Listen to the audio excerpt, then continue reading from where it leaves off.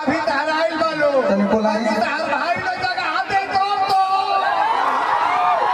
कि बिना कलर के तहर कुर्ती तुमको नहीं भावता। अब पिंकी जी कहाँ बन घेरे बना के फिर है तो दूरी कम होता।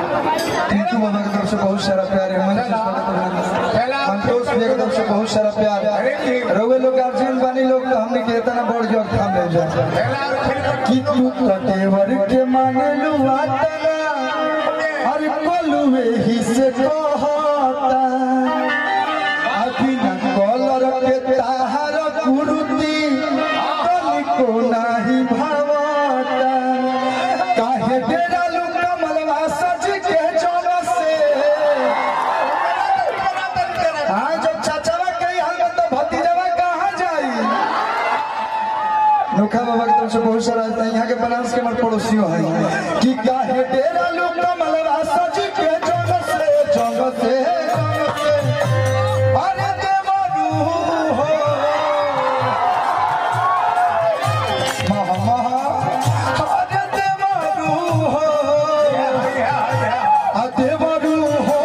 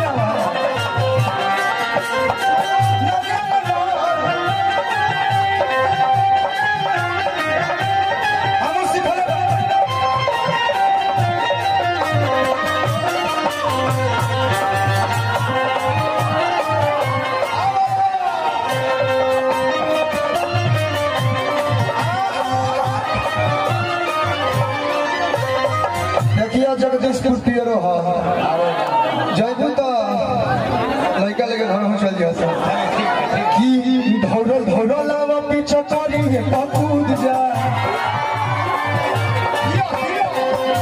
निशा उपाध्याय जी आवा एगो निशा तो झारखंड चल गई तुहरे पर गुजारा हो जा।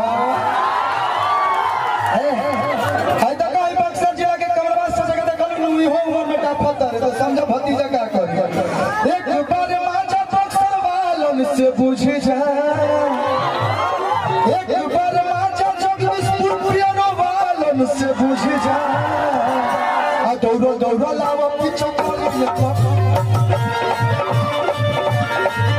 अरे दौड़ो दौड़ो लावा पीछे पकूद जा। कहाँ तारी मुरुक जाई तो भोली नहीं ले ले बानी भोली नहीं ना मुर्गी कैसे हाँ बक्सर जिला के हे दादा हे जाके कमर मुर्गे ना चोटो ना लगे एह में चोर धरला देखा कौन भाव लागल बारू तू ना बाली धारा लागल होई भू बारू तू ना बाली धारा लागल होई भू। सतीश भैया मुखिया जी की तरफ से बहुत सारा प्यार है। सुना बारू तू न बाली धारा लागल होई भू आ कलुआ के कोरावा में भोरला न सू अरे कलुआ के कोरावा में भोरला न सू मान है सामान ताहर पारे देवरू पूछियो अनान है सामान ताहर पारे